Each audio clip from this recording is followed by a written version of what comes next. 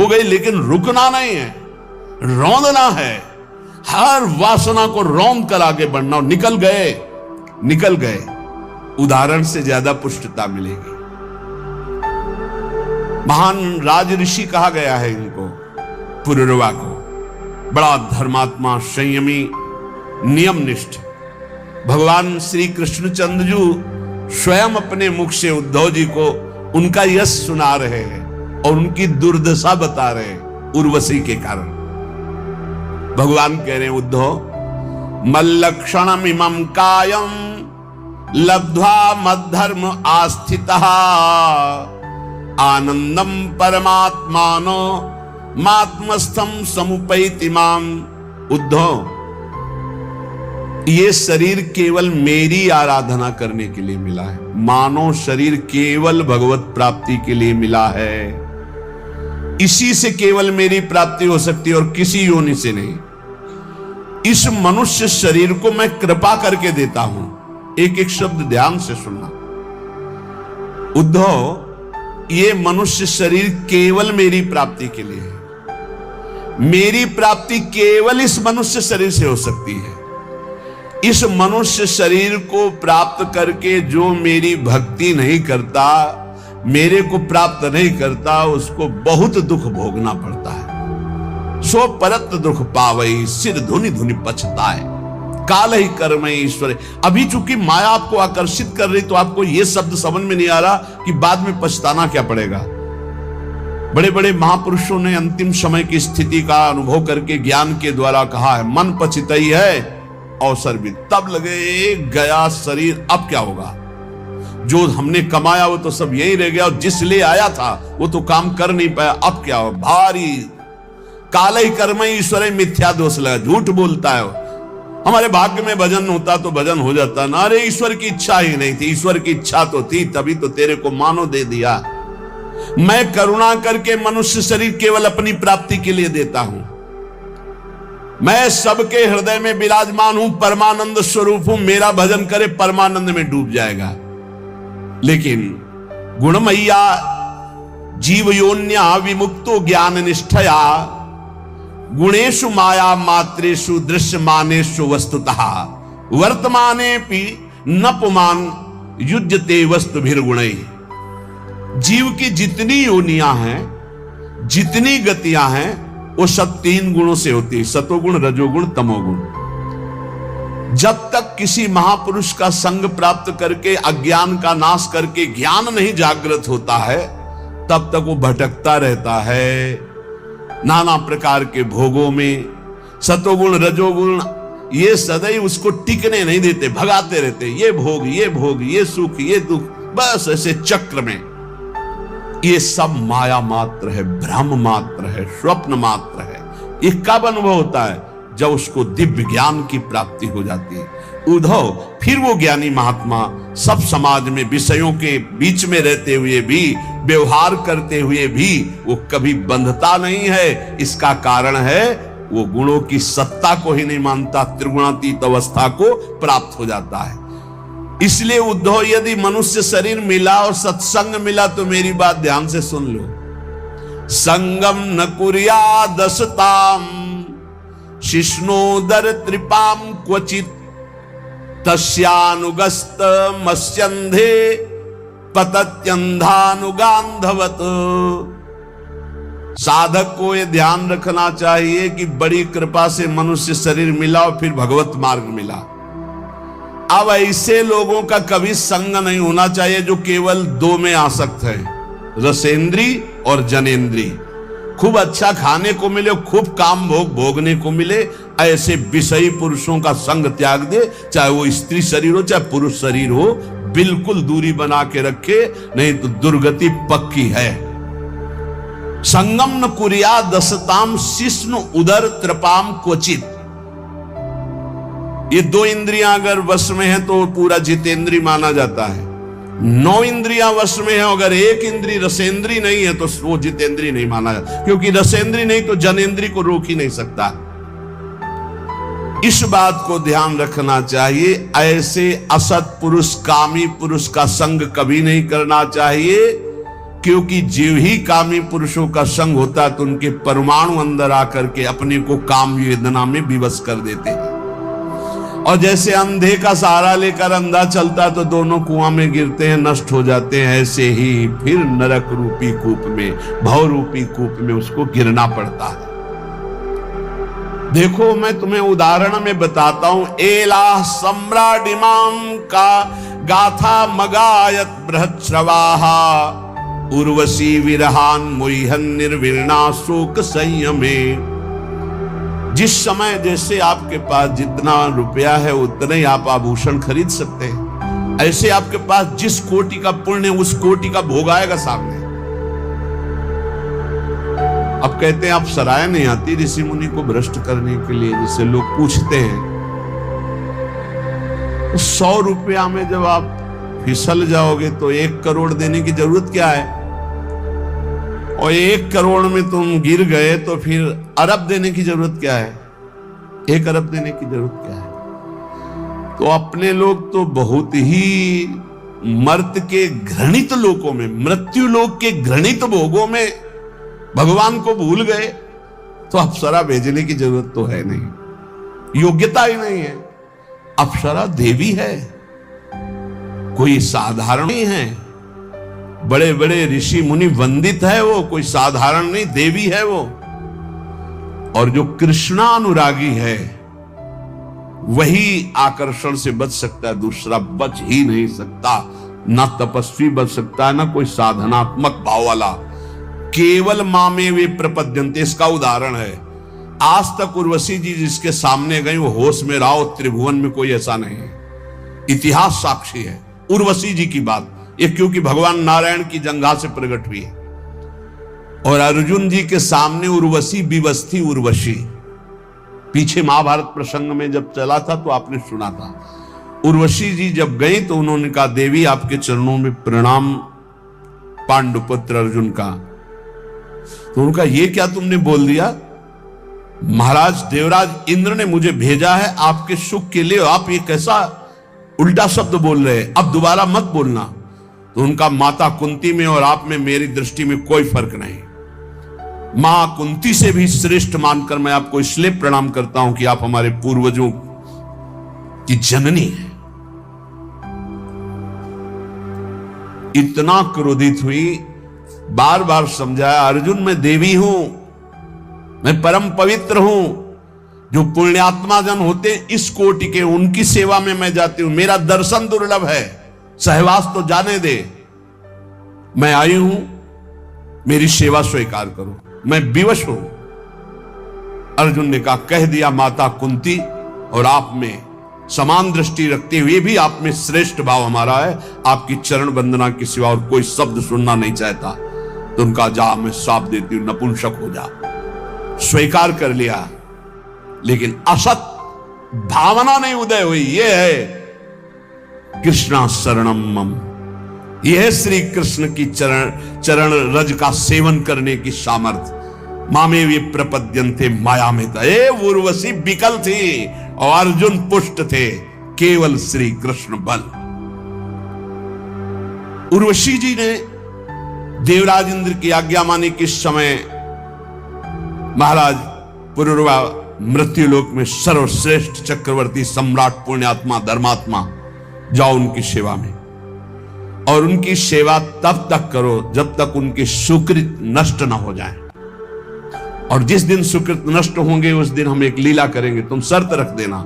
ये 2 भेड़ हैं, बकरे, भेड़ के बच्चे मेमना, इनको कोई चुरा ले जाए तो तुम हट जाना, या कभी सहवास के सिवा उनको निर्वस्त्र देख लेना तो हट जाना।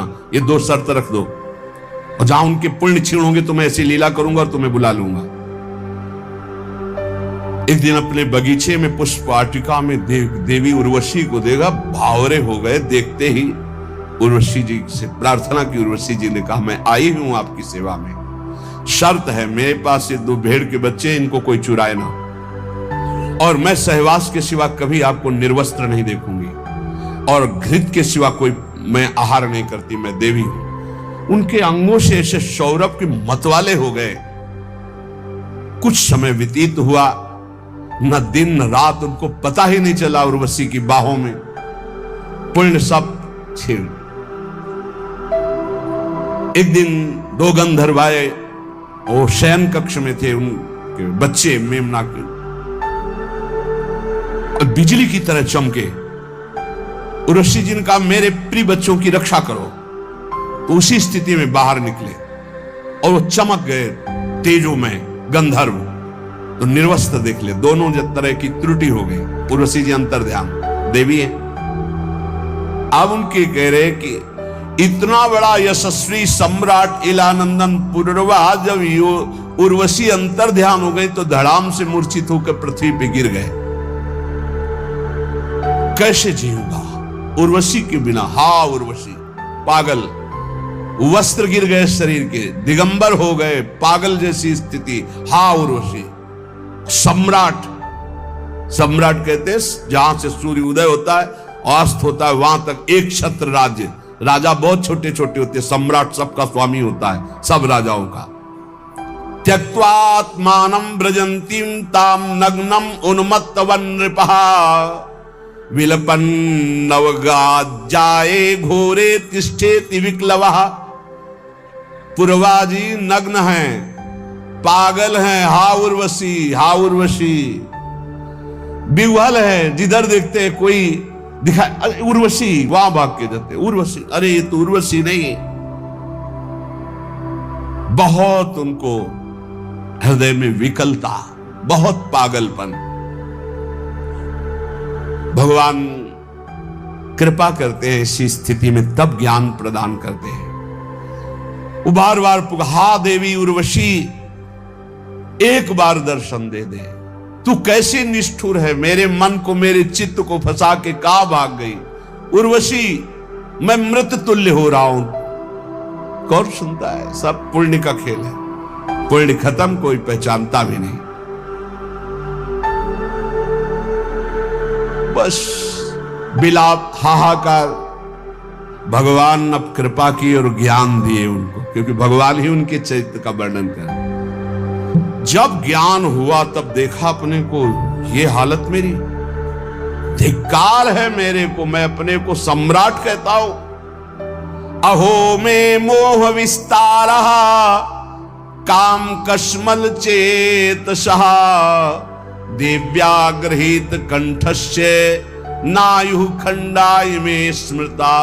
हाय हाय, भला मेरी मूर्खता को देखो, मेरी काम वासना को देखो, मैं कितना नीच हो गया कि चक्रवर्ती सम्राट होकर उसकी बाहुओं में पड़कर कितने वर्ष खो दिए, फिर भी तृप्ति नहीं, मेरी विस्मृति की हद हो गई। ना हम वेदाभिर्निर्मुक्तः सूर्यो वाभ्युदितो मुया, मृषितो वर्ष पूगानाम बताहानि गतान्युत। हाय हाय, ठगा गया, लूट लिया गया।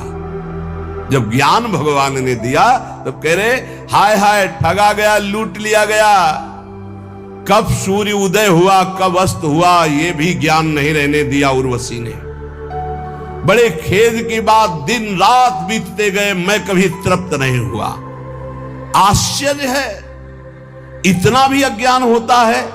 मैं नरदेव शिखामणि चक्रवर्ती सम्राट पुरवा और एक स्त्री के हाथ का क्रीड़ा मृग खिलौना बनकर आज पागल घूम रहा हूं। देखो देखो मेरी ओर देखो, मैं प्रजानाथ कहलाता हूं। मैं प्रजा की रक्षा करने वाला, मर्यादा रखने वाला सम्राट हूं। मेरी दुर्दशा देखो, मैं अपने शरीर की रक्षा नहीं कर सकता, केवल ये दुर्दशा काम ने की। कुतस्तस्यानुभावा स्यात् तेज ईश्वत्व में बवा, यून्व गच्छम स्त्रियम यान्तिम खरवत पादा ताड़ितः। मैं लात खा करके भी उसका संग नहीं छोड़ने की भावना की। ऐसा ही है, आसक्ति ऐसी प्रबल होती है। चिंतामणि ने धक्के लगा दिए, लेकिन दरवाजा छोड़ने की स्थिति नहीं थी बिलोमंगल की। वो तो जब पिटवा कर बाहर किया कि अगर दोबारा कदम, तब भगवान ने ऐसी दयनीय दशा में ज्ञान प्रदान किया कि ये वो है जिसको मैं इतना प्यार करता हूं, सर्वस्व अर्पण, गुलाम हो चुका है उसका, और उसको धन से प्यार है, मेरे से नहीं। इसका मतलब मेरा प्यार गलत जगह है, मुझे सही जगह प्यार करना चाहिए। सही जगह तो संतों के पास है, तब उनको श्री कृष्ण रति प्राप्त हुई। देखो मेरा प्रभाव, थर थर कांपते हैं सब, मेरा तेज, मैं स्वामित्व बल से युक्त हूं, सम्राट हूं, लेकिन मैं उसके लात खाकर भी उसके पीछे आसक्ति से डोलता रहा। किम विद्या, किम तपस्या, किम त्यागेन श्रुतेन वा, किम विविक्तेन मौनेन स्त्रीभिर यस्य मनोहतम। इस काम ने जिसको रौंद दिया, उसका तेज किस काम का, किस काम की वेद्यता ज्ञान उसका, किस काम की तपस्या और शास्त्राभ्यास, कुछ नहीं। जिसको काम ने रौंद दिया वो किसी काम का नहीं। संदेह नहीं कि उसका मौन, व्रत, नियम सब व्यर्थ हो जाता है जो काम के अधीन होकर काम का गुलाम बनता है। स्वार्थस्या, ये भगवान सुना रहे हैं उद्धव जी को, स्वार्थस्या कोविदम धिंगमाम मूर्खम पंडित मानिनम योहमीश्वरताम प्राप्य स्त्रीभिर्गो खरवज्जितः। मुझे पता नहीं चला कि मैं कितना नीचे गिर रहा हूं। कल एक उपासक कह रहे थे कि जब से मैं जन्म लिया तब से हमारे ऊपर कृपा है, कभी काम जागृत नहीं हुआ। एक बार तो क्षमा कर दिया, चलो। फिर दोबारा बोले कि मेरे अंदर अरे हम कहा चुप रहे भाई, चुप रहे। जिस पर भगवान की कृपा है वो काम विजयी होता। जो काम विजयी होता कभी सांस नहीं ले सकता मैं काम विजयी हूं, क्योंकि सांस लेते ही सांस में काम आ जाएगा। प्रभाव है। एक बार कह के ईमानदारी से यदि काम विजयी हो, एक बार कह के देखना, अकेले में कह के देखना मैं काम विजयी हूं, और उसी दिन से समय लिख लेना। 24 घंटे के अंदर अगर मुंह भरा ना गिर जाना तो हमें बता देना। जब जब अभिमान किसी बात का हुआ, भगवान ने तब तब अपने भक्तों के अभिमान को चूर किया, फिर औरों की तो बात जाले दो। नारद जी इतने दुल्हन में आसक्त हो गए कि अपने स्वामी को श्राप दे दिया, जैसे मैं स्त्री के विरह में, वियोग में दुखी, वैसे तुम दुखी होगे। मुझे जो बंदर का शरीर दिया यही तुम्हारी सहायता करेगा, जाओ मैं श्राप देता हूं। अपने को बड़ा स्वतंत्र समझते हो, भगवान समझते हो, आज नारद से पाला पड़ा है, आज तुम देख। तब हरि माया दूर निवारी, तहां न रमा न राज कुमारी। अरे प्रभु ये क्या, ये क्या। लेकिन हो इसका वो अभिमाला सोख हो अंजह कृपा ले, जाओ जपो जाए शंकर सतनामा। उनसे आए थे ना मुझ टेके शंकर भगवान से, मैं काम विजयी हूं, मना किए थे, नहीं माने, फिर आए। कभी अहंकार मत करना प्रभु जी, यदि आपका सही ब्रह्मचर्य चल रहा हो 10-5 महीने से, साल से, तो कभी अंदर गर्व मत कर लेना कि मैं बहुत काम विजयी हूं। 10-5 वर्ष की बात नहीं, 10-10 हजार वर्ष, ये मिनट में मिट्टी में मिल जाओगे। अहंकार नहीं। भगवान वर्णन कर रहे हैं, भगवान उद्धव जी को बहुत होश में। मुझे अपनी हानि लाभ का पता ही नहीं चला। मैं अपने को बहुत शास्त्र ज्ञानी मानता था, पुररवा जी कह रहे, पर हूं पूरा मूर्ख। धिक्कार है मेरी पांडित्य को। मैं चक्रवर्ती सम्राट होकर भी गधे की तरह लात खाता रहा, और फिर भी मैं अपने को ज्ञानी समझता रहा। ऐसा बलवान काम है। देखो, पैर छुआएगा, हाथ जुड़वाएगा, बड़े बड़ों को रौंद के फेंक दे, उसका नाम काम है। जो ऐसे काम को भी रौंद के निकल जाए, उसका नाम राम है, उसका नाम श्याम है। उली के नाम बल से निकल, पक्की पक्की। अहम का एक स्वभाव होता है, वो अपने को अच्छा पेश करता है। मैंने कुछ ऐसा तो नहीं कहा, कोई गाली तो नहीं दी, यही तो बताया आपकी कृपा से। पर वो आपकी कृपा, नारद जी भी बोले थे हरि जी से, हे आपकी कृपा से काम विजयी हो गए। शंकर जी ने मना किया तो उनसे कहना मत। भगवान ने कहा आपकी क्या बात है काम विजय, जो आपका सुमिरन कर ले वो काम विजयी हो जाएगा। हाँ, ऐसा तो है। बिगड़ गए, 4 ही कदम चले होगे कि माया ने नगर रच दिया। अब वो स्वयंवर में राजा जो है, आओ महाराज, क्या हो रहा है? बोले स्वयंवर हो रहा है लड़की का। तो नारद जी को लगा चलते हैं, प्रणाम नमस्कार तो सब करते ही हैं, प्रणाम, हाँ महाराज लाओ राजकुमारी को प्रणाम कराओ। राजकुमारी साक्षात भगवती मोहिनी माया झमझम करते हुए नूपुर, तो नारद जी के हृदय में कुछ हो रहा है। नहीं, जैसे राजकुमारी नजदीक आई और देखा ऐसे, राजकुमारी कोई घूंघट करके थोड़ी आएगी, ससुर थोड़ी नारद जी, जो ही नारद जी ने देखा सो कहा, भगवान जिंदगी में कुछ नहीं चाहा, एक बार ये राजकुमारी जयमाला डालो। जो ही कहे महाराज इस कुमारी कन्या का जरा हाथ देखो, दूल्हा का, जो ही रेखा देखी तो रेखा में लिखा था जो इसको बरेगा अविनाशी, जो इसको बरेगा महान वैभवशाली। अरे बोले अविनाशी हो गए, वैभवशाली हो गए, दुल्हन मिल गई, पूरी तपस्या का फल मिल गया। अब ये हमको जयमाला कैसे डालेगी, क्योंकि हम इतने सुंदर तो है नहीं जितनी सुंदर ये है। हरि को ध्यान करें, यही खास बात भक्त में होती है कि चाहे जैसी परिस्थिति, उसको ये लगता है मेरे प्रभु से ज्यादा मुझे कोई प्यार नहीं करता। एकांत गए और जे भी भगवान का ध्यान किया तो भगवान प्रकट हो गए। बोले प्रभु वैसे समय होता तो हम तपस्या करते इस बात की कि आप प्रसन्न हो और मुझे ऐसा रूप दे कि राजकुमारी जयमाला डाल दे, पर समय तो है नहीं, तो अब आपसे मांगता हूं। नारद जी मांगो। बोले प्रभु मांगना यही, अंदर चल रहा था उनके तो शब्द निकला, ये भक्त की विशेषता होती है। उनका जे ही विधि हो, ये कहां से निकल पड़ा? ये तो बहुत विपरीत बात निकल गई ना उनकी कामना से। जे ही विधि हो, अंदर था कि जिस विधान से मुझे वो कन्या मिले, लेकिन शब्द दूसरे निकलने, यही भक्ति का चमत्कार। बोले जे ही विधि हो ये नाथ हित मोरा, करो सुबेगी दास मैं तोरा। भगवान ने कहा जे ही विधि हो ये परम हित नारद सुनो तुम्हार।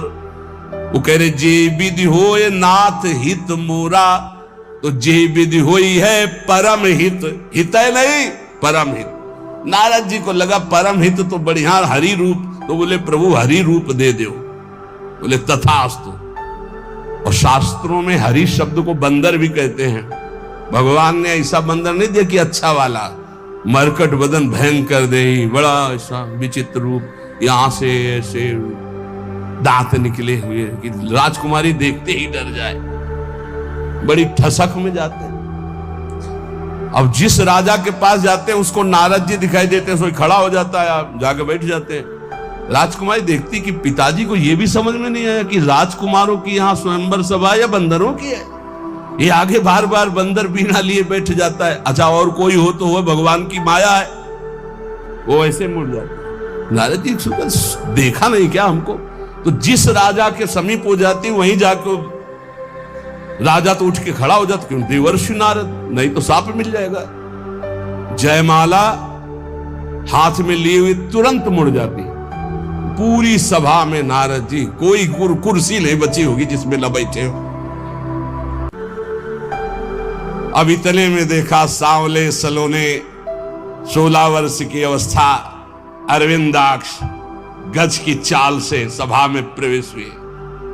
देखते ही जयमाला डाल दी, हाथ पकड़ा लेके चल दिया।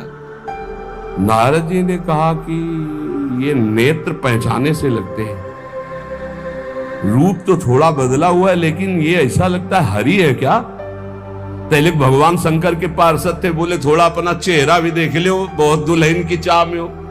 तो जल में जे ही देखा मरकट बदन भयंकर दे। अच्छा आप समझ में आवा, परम स्वतंत्र न सिर पर कोई भावे मने करे सो। आप समझ, दूल्हा बल के वही आए थे, हमको तो बंदर का रूप दिया, आप अच्छा रूप रख के दुल्हन ले गए। बहुत जलनुआ स्वभाव है हमारे प्रभु का, बहुत जलनुआ स्वभाव है। वो किसी की बढ़ोत्तरी नहीं देख सकते।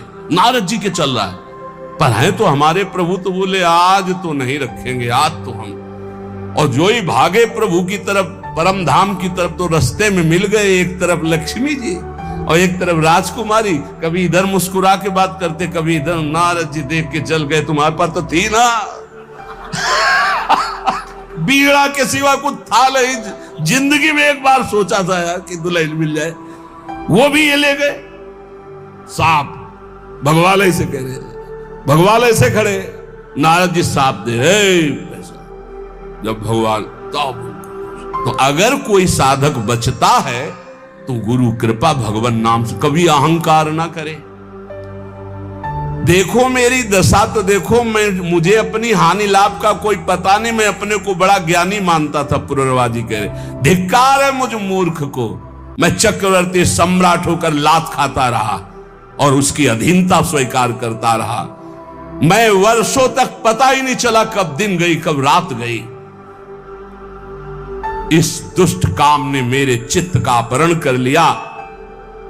पुष्चल्यापहृतम चित्तम को नन्यो मोचितुम प्रभु, आत्मा रामेश्वरम मृते भगवंत मधोक्षजम। आत्माराम जीवन मुक्त इंद्रियातीत भगवान श्री कृष्ण की कृपा के बिना कौन इस माया पर विजय प्राप्त कर सकता है। बिल्कुल गांठ बांध लो, किसी की ताकत नहीं। जो मुझे ये ज्ञान मिला है वो उन्हीं की कृपा से, और ये भगवान श्री कृष्ण उद्धव जी को सुना रहे हैं। यद्यपि बोधितस्यापि देव्या में सूक्त वाक्येन दुर्मते, मनोगतो महामोहो नापयात्य जितात्मनः। यद्यपि देवी उर्वशी ने मुझसे कहा था कि मेरे से आसक्ति मत कर, वैदिक सूत्रों का भी सिद्धांत बताया था, पर मेरी बुद्धि मारी गई थी। मैंने समझा कि अब मेरे जीवन भर के लिए मेरी साथी नहीं, मैं इंद्रियों के हाथ बिक गया, मैं लुट गया, मैं कुछ नहीं समझ पाया। जो रस्सी को सांप समझ करके दुखी हो रहा है तो रस्सी ने उसका क्या बिगाड़ा, ये उसकी सोच ही तो है। ऐसे उर्वशी ने मेरा क्या बिगाड़ा, मैं अजितेंद्री खुद नष्ट हो गया हूं।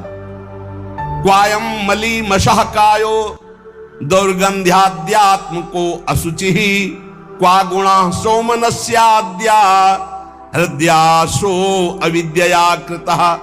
कहा ये मैला कुचैला मलमूत्र से भरा शरीर अपवित्र, और कहा मैं आरोप कर रहा था कितनी सुकुमारी, कितनी सुंदर, कितनी पवित्र, कितना सुगंध, किस ये सब मेरे अज्ञान की हद हो गई।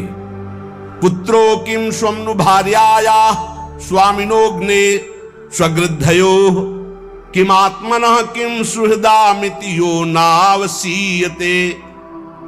ये शरीर किसका है? इसे मैं माता पिता का मानूं या पत्नी का मानूं या पुत्र का मानूं या जो स्वामी है इसका पालन कर रहा है, या मरकर जब जलेगा अग्नि का मानूं, या गीद कुत्ते नोच नोच खाएंगे उनका मानूं, या गाड़ देने पर कीड़ा बन जाएगा उनका मानूं। अरे क्या है ये शरीर? मायाकृत। इसी पे आसक्त होकर परमात्मा चिंतन छोड़ दिया और कामाधीन हो गया। मलमूत्र से भरे हुए उस भांड को मैंने सुख माना। प्रभु आपने जो ज्ञान दिया इसी से बच गया। शरीर में क्या है? त्वचा मांस रुधिर स्नायु मेदा मज्जा हड्डियां ढेर मलमूत्र पीप, और क्या है? प्रवचन करना सरल है, और क्या है?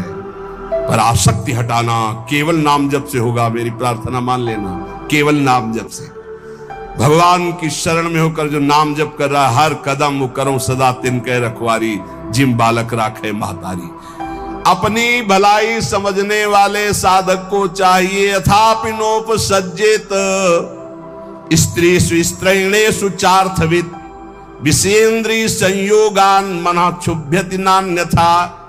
अपनी भलाई समझने वाले पुरुष को स्त्री लंपट पुरुषों का और कामिनी कामी का संग त्याग देना चाहिए। यदि अपनी इंद्रियों को नहीं रोक पाया तो निश्चित नष्ट हो जाएगा, और अपनी इंद्रियों को रोक ले तो निर्विकार अवस्था सहजानंद स्वरूप की प्राप्ति हो जाएगी। देखो, इंद्रियों का संयोग करने के लिए मन लालायित है कि एक बार हो जाए तो मन को समझा दूंगा, लेकिन एक बार संयोग हो गया तो तृष्णा जीने नहीं देगी। पक्की बात समझ। ये ऐसा दलदल है, एक बार जो उतरा तो गुरु हरि चाहे निकाल ले, बकाया दूसरा स्वयं निकल पावे ऐसा किसी की सामर्थ्य नहीं। शब्द याद कर लो, गुरु और हरि के सिवा कोई ऐसा नहीं कि इस दलदल में जो उतरा उसको निकाल ले, अंतिम समय तक नहीं निकल पाएगा। केवल गुरु और हरि निकाल सकते हैं, वो एक ही, हरि गुरु एक ही है। तस्मात् संगो न कर्तव्यः स्त्रीषु स्त्रैणेषु चेन्द्रियै विदुषाम चप्य विश्रब्धा षड्वर्गा किमु मादृशाम।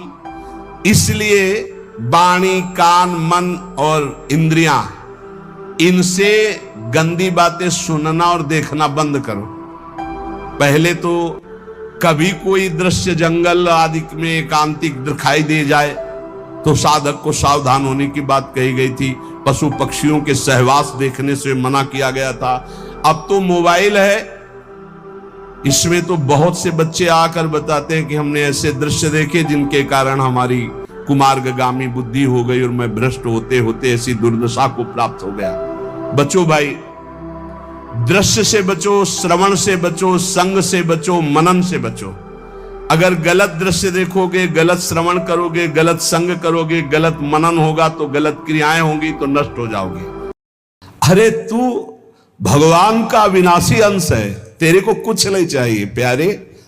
तू शरीर भाव में स्थित हो गया इसलिए चाहिए, कुछ नहीं चाहिए। जिस दिन जो ठान लेगा वैसे ही होगा।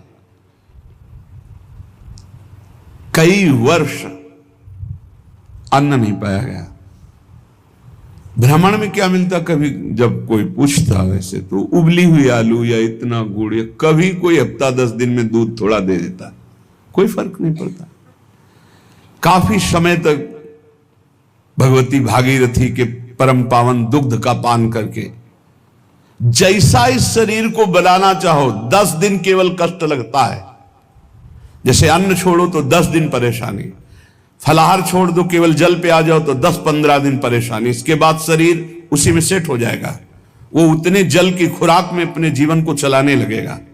घबराते हो केवल कि ऐसा कैसे चल सकता है। सब सहन करने की कोशिश करो, सब सह लोगे।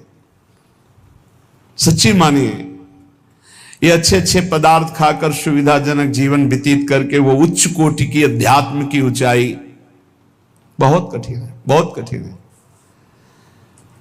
लालसा तो बहुत ऊंची करते हैं, लेकिन आचरण हमारे अगर ठीक नहीं है, हमारी वैसी लालसा के अनुसार साधना नहीं है, वैसे हम चल नहीं रहे, तो कैसे लालसा पूर्ण होगी। समझो पहले, देहूति जैसी पत्नी के लिए 10,000 वर्ष तक करदम जी को तपस्या करनी पड़ी थी। भगवान प्रकट हुए थे तब महाराज आदि सम्राट मनुष्य रूपा से प्रकट हुई देहूति जी, और भगवान कपिल देव जी जैसे पुत्र प्रकट हुए। तपस्या, भजन। बोले जो मंद बुद्धि वाले हैं, अच्छा खाने को मिल रहा है, सुविधाजनक रहने को मिल रहा है, दिन कट रहा है, दिन काटने के लिए मिला है। अरे एक एक मिनट सार्थक करने के लिए, काटने के लिए नहीं। दांती पीस के भजन होता है। देखो हम बताएं तुम्हें अनुभव की बात, 10-5 मिनट भजन में मन लग जाएगा जो अच्छा अभ्यास किए हो। शब्द याद रखो, या हम खाई पी बातें कहते हैं। अगर भजन का अभ्यास अच्छा कर रहे हो तो 10-5 मिनट, बहुत बहुत 20 मिनट घसीट ले। इसके बाद वो संकल्प विकल्प खड़ा करेगा, बेमतलब की बातें सामने, और भजन को रोकने की कोशिश करेगा। चलाओ, एक मंत्र चलाना, दूसरा नहीं चलाना, एक पकड़ लो मंत्र। 20 मिनट के अंतर्गत आप हमारे अनुभव को देख लेना, एकदम दृश्य खड़े करना लगेगा। और ऐसा उल्टा चलेगा ये, बस ऐसे होता है, दांती पीस के उसको दुष्ट बार बार लड़ो, बार बार उसको परास्त करो, उसको बार बार परास्त। बेमतलब की बातें, बेमतलब का दृश्य, बेमतलब की घटनाएं उपस्थित करके वो मंत्र को रोकेगा। चलाओ, ये भगवत मार्ग की बात कह रहा हूं। अब 1 घंटा निकालो आप ऐसे युद्ध में, फिर आप खड़े हो आसन से तो ऐसे खिड़की में गर्दन जाएगी। पहले कुछ देख ले, कुछ सुन ले, कुछ, और नहीं है तो ये वो अभ्यास कर ही नहीं सकता जिसके पास मोबाइल है, नहीं कर सकता। क्योंकि जब वो स्थिति आती है ना दांती पीस के इसको जबरदस्ती बस में करने की, पक्का समझो ऐसे ही करना पड़ता है। तो उसको लगता कैसे मारो, तो लगता है इसी मंत्र से मारो, ये तभी वो विचलित होता है। बार बार पसीना आ जाता है, माथे पे नहीं, मन पे पसीना आ जाता है, थक जाता है। जब लस्त हो जाए, त्राहिमाम मच जाए, तब और जिद्दी बनकर मंत्र जप करो, अभी बस में हो जाए। नहीं, इस मन को दुलार करना है, मन के अनुसार चलना है, और भजनानंदी की लिस्ट लगानी है। लिस्ट यही लगानी है ऊपर से, महान भजनानंदी, महान त्यागी संत, सुनना ये चाहते हैं और लड़ नहीं सकते 5 मिनट युद्ध इस मन से। बड़ा विचित्र खेल। तो बोले ये जो मंद प्राज्ञ है, ये निर्णय करने वाली कुछ नहीं, कुछ समय के लिए ये शरीर मिला है, लड़ ले जीत जाएगा, प्रभु की प्राप्ति कर लेगा। और अगर इसके दुलार में रहे तो मरेगा, जाएगा, छूटेगा शरीर। तू अविनाशी, ये विनाशी, तेरे साथ कभी नहीं रह सकता। जो भजन में प्रधान भाव रखे हुए वही उत्तम भाग्य वाले। श्रीपाद कह रहे मंद प्रज्ञास्त एवात्र मंद भाग्यास्त।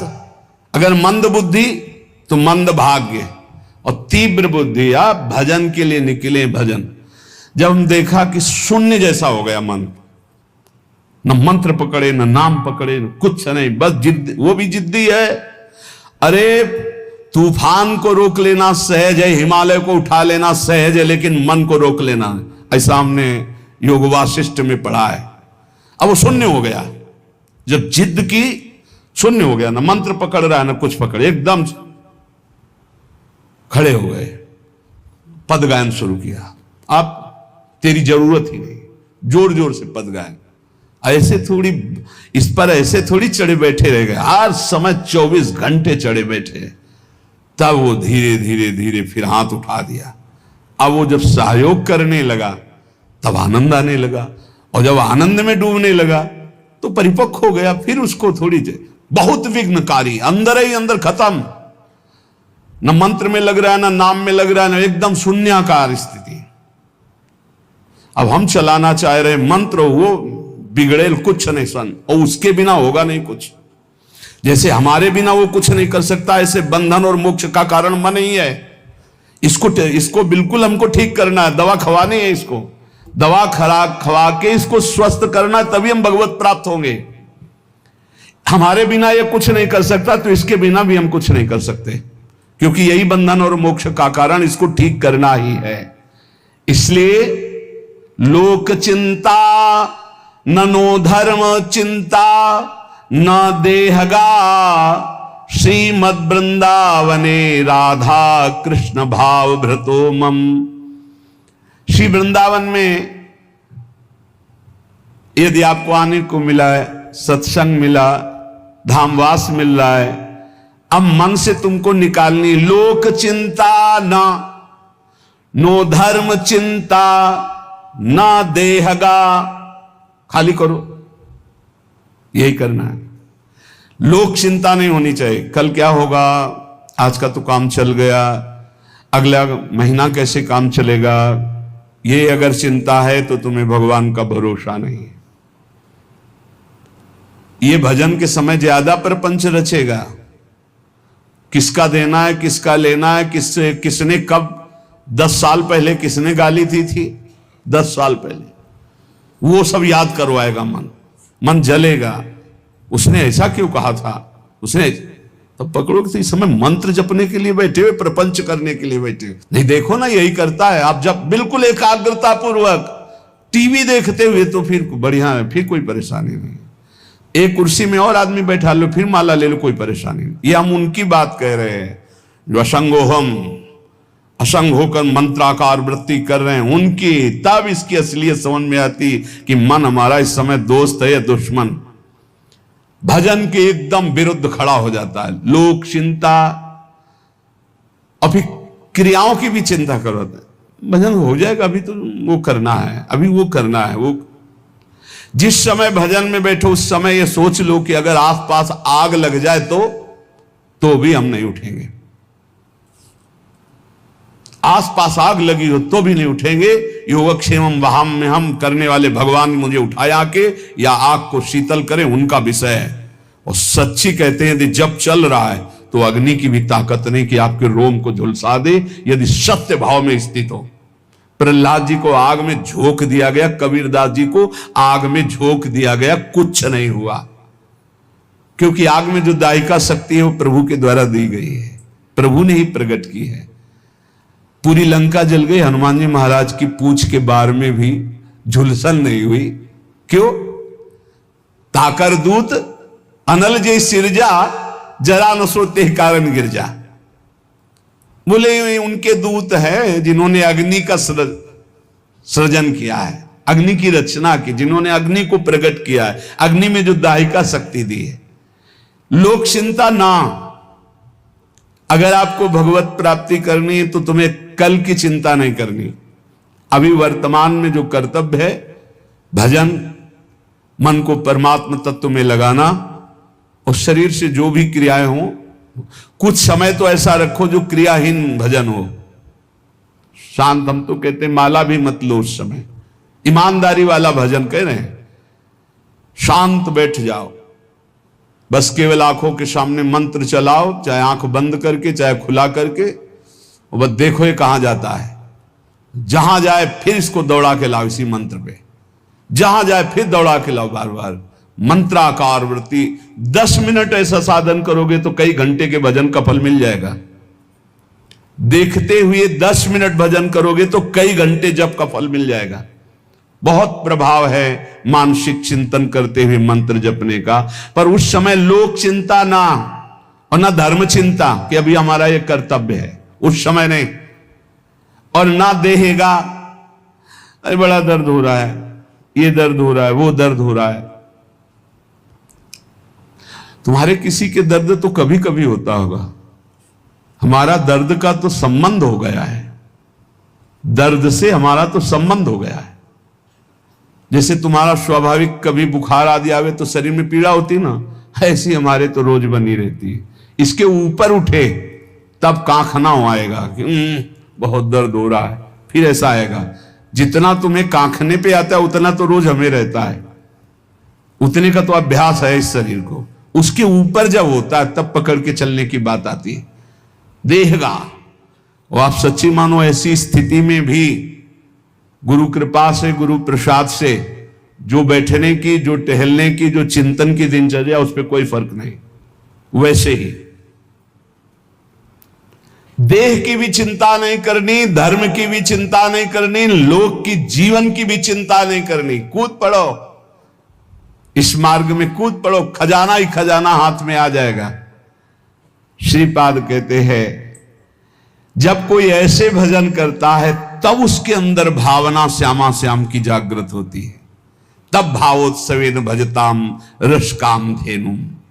संत वाणी, महापुरुषों का प्रत्येक वचन भगवत प्राप्ति के लिए बहुत अमृतमय सहायक है। कह रहे हैं अंधी करोमि भुवनम बधरी करोमि धीरम सचेतनम चेतनताम नयामि कृत्यम न पश्यति नयेन हितम शृणोति धीमान धीतमति न प्रतिसंदधाति। जो व्यक्ति बात बात पे क्रोध करता रहता है वो अपने भजन को छीण कर देता है, उसका भजन फलदायी नहीं हो पाता। अंधी करोमि, वो अंधा हो जाता है और ऐसे बात बोल देता है, ऐसी क्रिया कर देता है, ऐसी चेष्टा करता है, ऐसा संकल्प बना लेता है, उसका भजन क्षीण हो जाता है।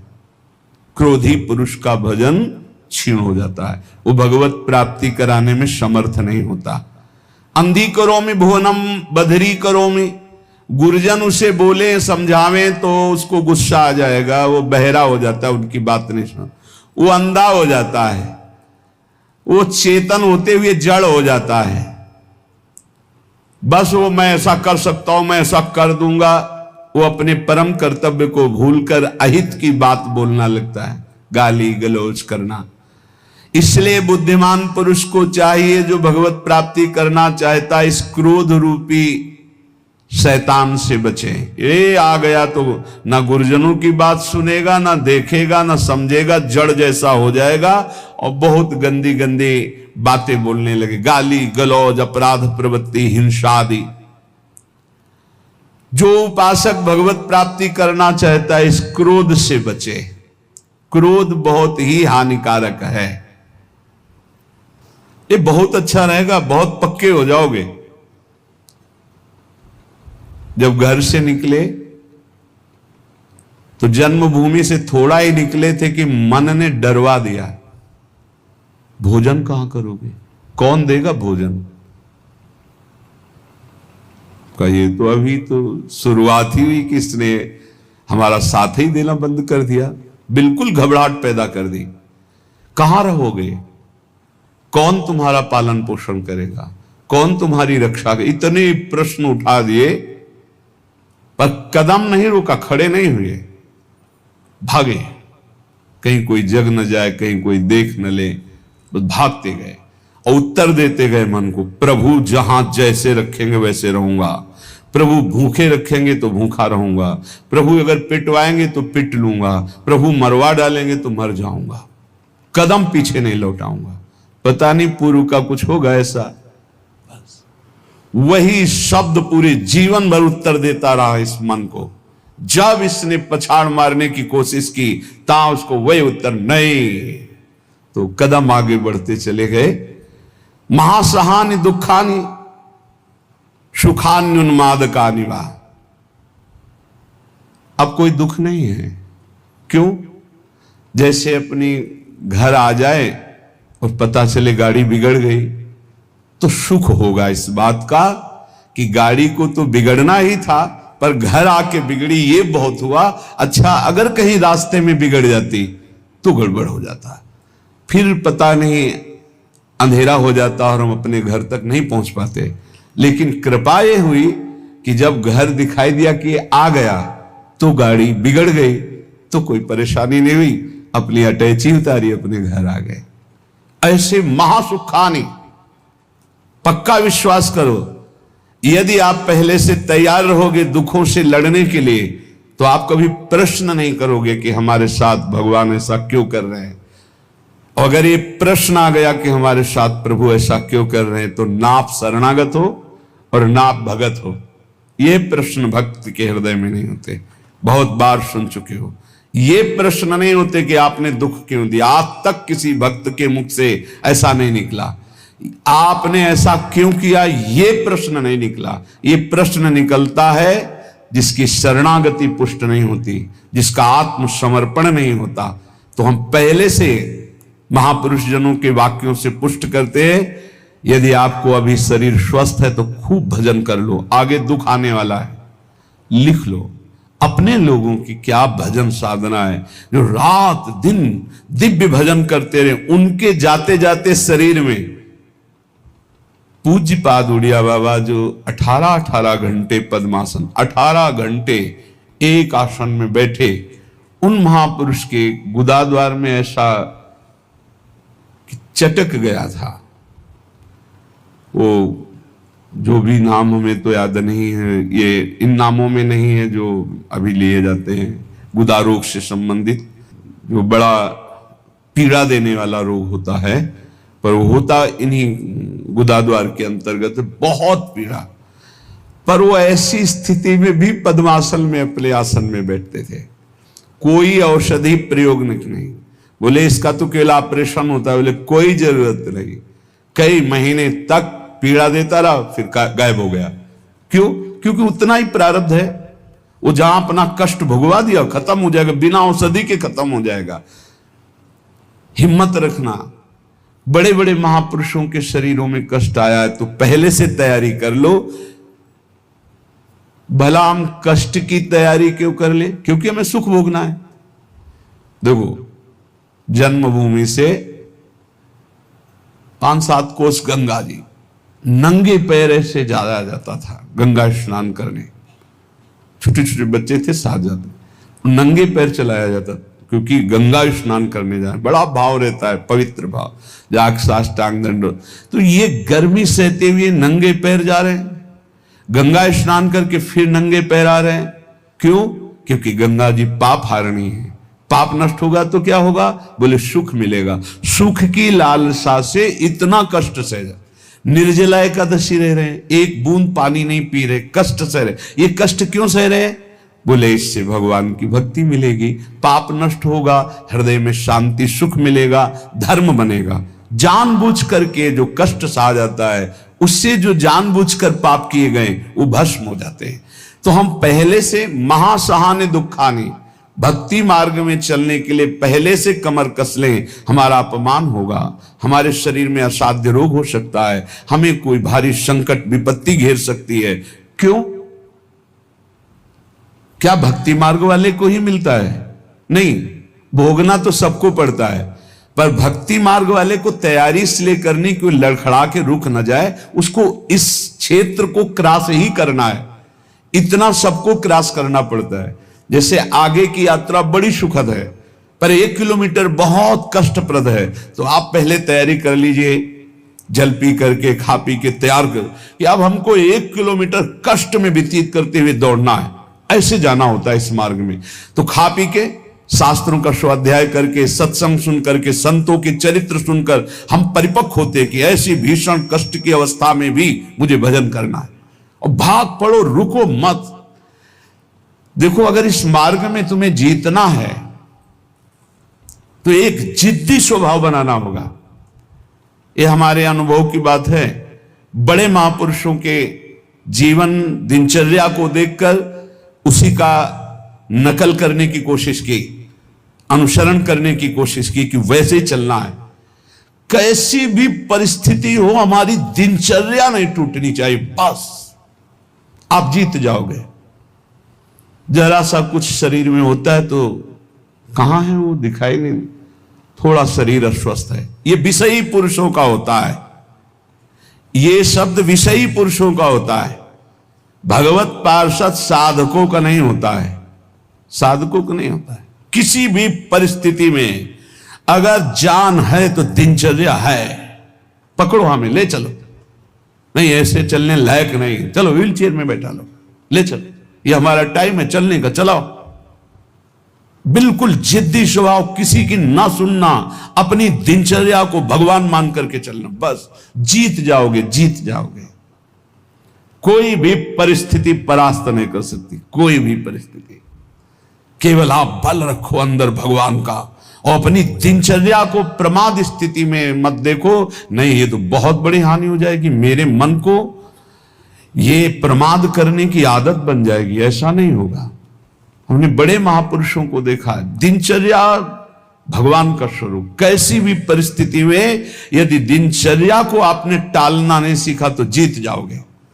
हम जहां खड़े होते हैं वहीं खड़े होंगे, जिस टाइम खड़े होते हैं उसी टाइम खड़े होंगे, जिस टाइम बैठना उसी टाइम बैठेंगे, जिस टाइम लेटना उसी टाइम लेटेंगे। हर काम घड़ी से होता है, 1 मिनट का अंतर कभी नहीं। तो ऐसे नहीं, लड़ना सीखो, हारना नहीं। बड़ी भीषण गर्मी है, पहली बार सृष्टि में गर्मी पड़ रही है। ये गर्मी कटती थी काशी के घाटों में, जहां नीचे पत्थरों से लपट उठती थी। पीने के लिए बिस्लरी नहीं, गंगा जल, जो ऊपरी तह में गंगा जल खौलता हुआ ऐसा गर्म दिखाई दे। गंगा जल के 2 स्वरूप होते हैं। जैसे सर्दी में ऊपर एकदम ठंडा, नीचे इतना डुबकी लगाओ तो गर्म। अब गर्मी में है ऊपर गर्म, नीचे ठंडा। वो हम लोग वहां रहे तो पूरी प्रक्रियाएं सब पता है। दिन में पंडों की छतुरी और रात में ऐसे बस वही मार्किन जो पहने वही बिछा ले, आग, पसीना पसीना पसीना। ठीक 2 बजे वो दुप दुप वाली घड़ी छोटी, बस सूर्य दिनचर्या जल लिए। विश्वनाथ, अपने जीवन को ऐसा बना लो मजबूत, कोई भी रोग दोष दुख विपत्ति संकट प्रभु के चिंतन से ना हटा पावे। वो देखते हैं, प्रभु देखते हैं मेरे लिए कितना समर्पण है, मेरे लिए अब तो कष्ट है। ऐसा आप आराम से शयन करना सीखे अगर, तो आप साधक नहीं हैं। आज तक कभी चलो सोया जाए ऐसा दिमाग में रख के नहीं लेटा गया है। करवट लिए बैठो, मंत्राकार वृत्ति, सीधे लेटे मंत्राकार वृत्ति। अब जब आ गई नींद, आ गई, अपने समय से फिर उठ गए। हम सोने के लिए नहीं लेटते, हम लेटकर भी भजन करते हैं, भजन के लिए लेटते हैं। हम इसलिए बता रहे हैं कि इसको पकड़ो, यही तुम्हारी लड़ाई है। जब तुम खाली लेटोगे सोने के लिए तो काम वेदना और नाना प्रकार के विषय चिंतन उस समय हावी होंगे, और जब तुम भजन करते हुए भजन की वृत्ति में लेटोगे तो लेटे लेटे मंत्र सुन रहे हो, भजन कर रहे, कब सो गए आपको पता नहीं चला, निर्विकार स्थिति में। और जब जगोगे तो निर्विकार स्थिति में, और ऐसी स्थिति में जब स्वप्न आएंगे तो निर्विकार भजन वाले महापुरुषों का सानिध्य, भगवत प्रेमी संतों का संग। कैसे तुम्हें बताएं, एक से एक कोई दिन ऐसा नहीं जिस दिन एक से एक महापुरुषों का मिलन ना हो, एक से एक महापुरुषों का मिलन। क्यों? भगवान सब रूपों में है, उन्हीं की शरण में, उन्हीं का निरंतर चिंतन है, तो वो अपने भक्त का मनोरंजन करते हैं। भक्तों का मनोरंजन किससे होता है? भगवान से। भक्त जन मनोरंजन भगवान का नाम। तो कैसे मनोरंजन? जैसे आदमी थक जाता है तो बोले अभी लगाओ थोड़ी देर देखे, तो भक्त को विश्राम देने के लिए भगवान क्या करते? स्वप्न में अपनी दिव्य लीलाएं, कभी किसी भक्त का सानिध्य, कभी वो जगह परमानंद में डूब रहा है, आज तो हमें कबीरदास जी के दर्शन हुए, आज तो हमें महापुरुष के, आज राधा बाबा के एकदम आनंद मगन, आज तो प्रभु देखो कैसी ये लीला दिखाई, बड़े बड़े दिव्य भाव। कब? जब शयन करने के लिए शयन नहीं कर रहे, भजन करते हुए शयन कर रहे। जितना हमारा समय है लेटने का, बस उतना ही समय है, उसके अलावा नहीं। थक गए होगे आप, लेट जाओ। आसपास जैसे सेवा में जो रहते हैं, हाँ ठीक, लेट जाएंगे, अभी 35 मिनट है लेटने वाले समय को। फिर खड़े हुए 4 कदम चल के आए, फिर बैठ गए, आप पूरा हो जाओ, बिल्कुल समय हो गया। कांटे पे समय आया, लेट गए, कांटे पे समय आया, उठ गए। इससे आपको वो पावर मिलेगा जो आपको परास्त नहीं कर सकता। जब साधक के सुनते हैं कि वो थोड़ा स्वास्थ्य आज अनुपस्थित इसलिए, साधक का मतलब होता है कि उठ के चल ना पावे तो ए भाई हाथ जोड़ो 2 जनों से, हमको उठा के वहां ले चलो। उपस्थिति अनिवार्य है, हम वहां उपस्थित रहेंगे, हमारा इस समय उपस्थित रहने का है। बैठ नहीं पाएंगे तो सीढ़ी में लेट के सुनेंगे, लेकिन हम वहां उपस्थित रहेंगे। ऐसा जब जिद्दी स्वभाव होता है तब माया मां की तरह दुलार करती, कहती निकल जाओ। तो महासहानि दुखानि, ऐसे किसी के विषय में अगर जानना है तो या तो सोई जाने जे देव जनाई, और या हर समय रात दिन उनके साथ रहो तो जान सकते हो। बाहर से तो आप केवल कुछ समय के दृश्य को देखोगे, अपनी बुद्धि के तराजू में तोलोगे तो तुम्हारी बुद्धि कितनी है वो तुम हरि जाने। महासहानि दुखानि, ये शब्द बहुत अमृत है। यदि ऊपर उठना है तो इस शब्द को गले लगाना पड़ेगा। भगवत मार्ग में चलना है तो इस शब्द को गले लगाना पड़ेगा। महासहानि दुखानि। तब आगे आएगा सुखान्युन्माद का निवा, महान उन्माद प्रकट करने वाला सुख मिलेगा। फिर वृंदावन दृढ़ प्रीति, प्रिया प्रीतम से, वृंदावन से, नाम से दृढ़ प्रीति प्रकट हो जाएगी। खत्म संसार चक्र। श्रीमद वृंदाटवी कुंज पुंजे नित्य विहारिणौ, गौर श्याम महाश्चर्य किशोरौ मम जीवनौ। श्री वृंदावन के निकुंजों में जो नित्य विहार करने वाली गौर श्याम महाश्चर्य में जोड़ी है, यही मेरा जीवन है, यही मेरा सर्वस्व है। मंद प्रज्ञास्त एवात्र मंद भाग्यास्त एव ही, ये वृंदावन माश्रित राधा कृष्ण न भेजी रे। स्वामी अनंग बोधाश्रम स्वामी जी, देखो ऐसी धूप में रेत कैसी होती जानते हो? जैसे चना डाल दो तो भून जाए, ऐसी रेत होती गंगा जी की। हम चले हैं, उस पे रहे हैं, पैर रखो तो ऐसा लगता है जैसे तपते हुए तवा में रख दिया, जो यहाँ शुष्क रेत है ना, एकदम सूखी रेत, वो बिल्कुल भुनी हुई, ऐसे लगते है कि बस अन्न डाल दो तो लावा बन जाए, भुन जाए, ऐसी रेत। वो आप दिगंबर उसी में रहते थे, रात दिन 24 घंटे। जैसे दोपहर में कोई बहुत दया करके भिक्षा देने जाता, अरे स्वामी जी, अरे पैर रखते ले बोलता, ऐसे कह देते, ऐसे रेत लेते, ऐसे फिर आजा खड़ा हो जाया शीतल में। और आपकी त्वचा ऐसी, जैसे कहने में अशुद्ध लगता है, जैसे पशुओं की त्वचा होती, ऐसी त्वचा हो गई थी, प्रकृति का वार पूर्ण सहते हुए। तब धर्म सम्राट करपात्री जी साष्टांग दंडवत करते से, अगर मूर्तिमान ब्रह्म का साकार रूप देखना है, बोले जाओ अश्विनी आश्रम की रेती में पड़ा हुआ है मूर्तिमान ब्रह्म, जटाओं का भार, पूरा शरीर श्याम वर्ण का, दिगंबर, ब्रह्माकार उन्मादकारी नेत्र, रात दिन एकांत वही गंगा की रेती। महापुरुषों ने भगवत प्राप्ति के लिए, ब्रह्म बोध के लिए इस देव भाव का पूर्ण विस्मरण कर दिया। प्राया सुकृतिनाम अर्थे देवायांति सहायताम, अपंथानम तु गच्छन्तम शोदरोपि विमुंचति। जब कोई सही मार्ग में चलने लगता है, दूसरों को सुख पहुंचाने की बात बोलता है, तो दैवी शक्तियां उसकी रक्षा में हो जाती हैं। वो अकेला नहीं रहता। जब कोई धर्म से चलता है, नाम जप करता है, दूसरों को सुख पहुंचाने की बात सोचता है, तो भागवतिक दैवी शक्तियां उसकी सहायता में हो जाती हैं। और जब कोई कुमार्गगामी होता है, अपंथानाम तु गच्छन्तम, गंदे आचरण में चलता है, तो उसका अवसर पर सगा भाई भी साथ नहीं देता है। दैवी शक्तियों की तो बात क्या जाने दो। अपंथानाम तो गच्छन्तम सोदरोपि विमुंचति, जो उदर से, उसी उदर से प्रकट हुआ सगा भाई, वो भी त्याग कर देता है, उसका कोई साथ नहीं देता। इसलिए प्रायः सुकृति नाम अर्थे देवायांति सहायतम, सुकृतिवान बनो, धर्म मार्ग में चलने वाले बनो, भगवान नाम स्मरण करने वाले बनो, सब दैवी शक्तियां तुम्हारी सहायता करेंगी बिना मांगे।